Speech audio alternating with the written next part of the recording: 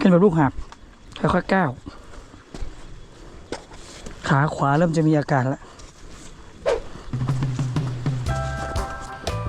นั่งพักหน่อยอย่านั่งเต็มนะเชื่อเนี่ยถ้ามันได้ฟิตเราก็ไปเลยนี่รอพี่อาร์นะครับตอนแรกก็เป็นหัวขบวนนะตอนนี้กลายเป็นตะคริวเรียบร้อยแล้ว2 ขาด้วย ว้าวพอหนุ่มลูกเสือสำรองพร้อมหรือยังจ๊ะ